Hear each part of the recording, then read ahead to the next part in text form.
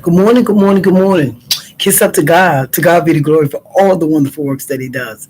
Thank you, God, for another do over, life, health, and strength, family and friends, for those brand new grace and mercies that you allow each day. And Lord, if we have the opportunity to say I'm sorry, please allow it because it can restore and recover a whole lot of things. Happy Tuesday. How is everybody? It is Tuesday, right? Time is going so fast. We're almost out of the month of November. Can you believe it? But thank you so much for joining me. My name is Jennifer Brooks. I am your Southern Belle, and I pray you all slept well. I always talk about my number one fan is my son. I never really call his name. His name is John. And we have deep conversations about a whole lot of things. We talk about a lot of stuff. From when he was little, he's always been a man from a child, from his childhood, very intelligent young man. But anyway, we was talking about expectations and how disappointments are with expectations. And he was saying, Mom, sometimes we expect things and the expectations of it is so high, and when we don't get it, we get disappointed. And we also know that high expectations do lead to disappointment, and that's the name of this podcast this morning. And then I put subconscious mind because he was bringing that up.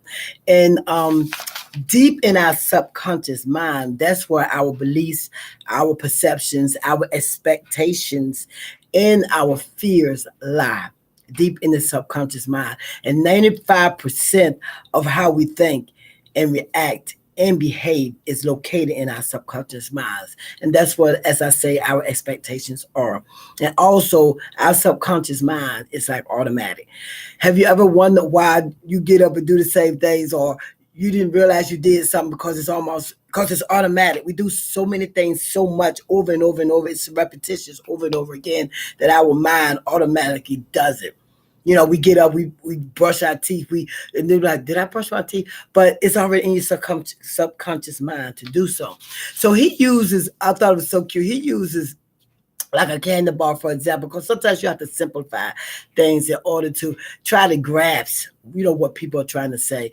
And with him, he's so intelligent, when he talks to me sometimes, I'm like, could you break that down for me? Can you simplify a little bit more? So he said, the fact of knowing, of you knowing it to go your way subconsciously is still expectations.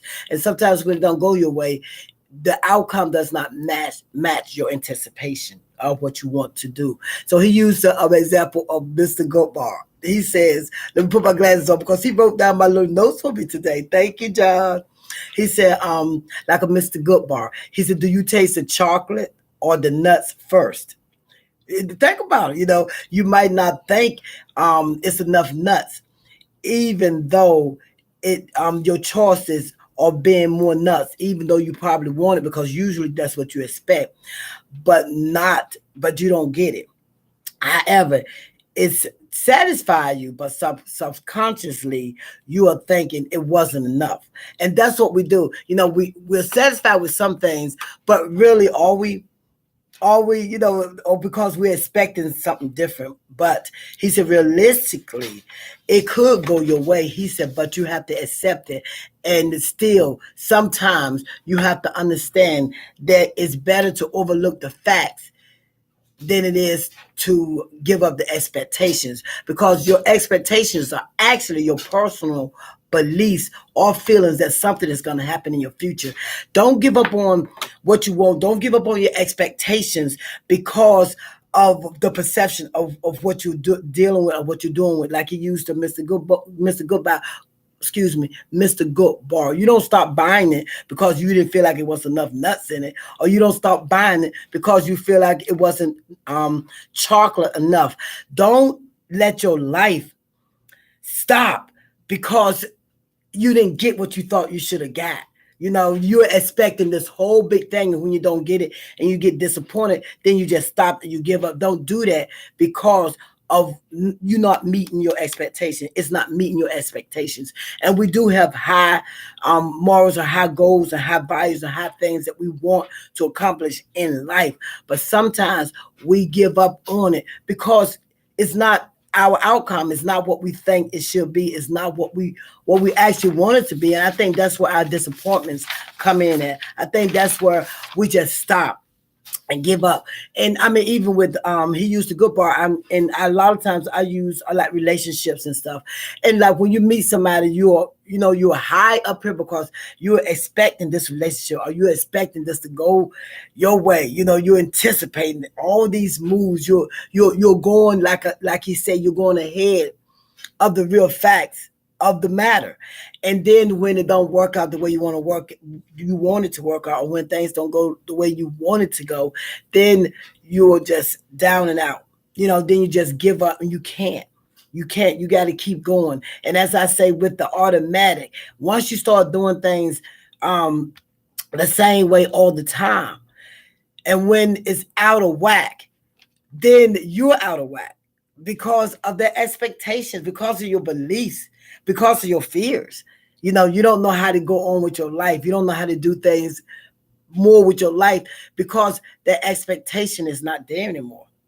So how do you keep going? How do you keep it going?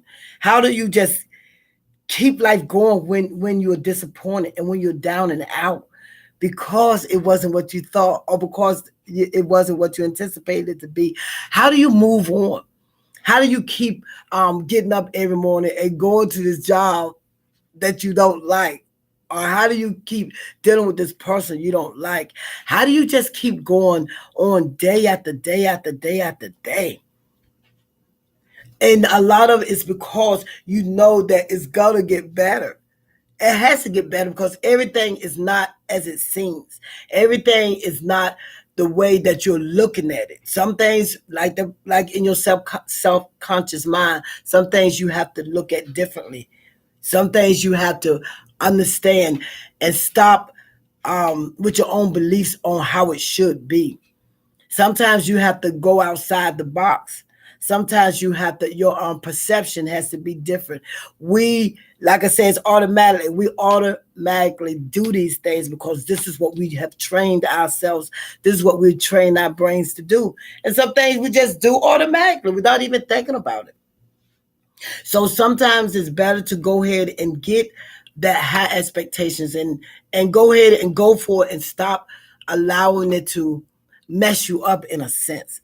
Stop allowing it to disappoint you in a sense because you expected this big old thing and it didn't happen your way. So now you don't want to deal with it anymore. That's not good. It's not going to change anything. It just changed your perception on the things. But some things are still there. Some things are going to always be there. So with me and him talking about it, he said, that's what happens sometimes. You have such high expectations about something, and when it don't go your way, and when it's not the way that you want it to be, then all of a sudden you're disappointed and you don't know how to deal with it and you don't know how to get out of it. Understand the facts first before you even go into all of that. Okay, I just wanted to come up because, like I say, when he talks to me, John is so deep with some of the stuff he say. I said, you got to break that down for me. You got to simplify that a little bit more for me. I'm just a simple country Southern Belle. All right, you guys, if you think anybody needs to hear this, please share it with them. And please keep subscribing.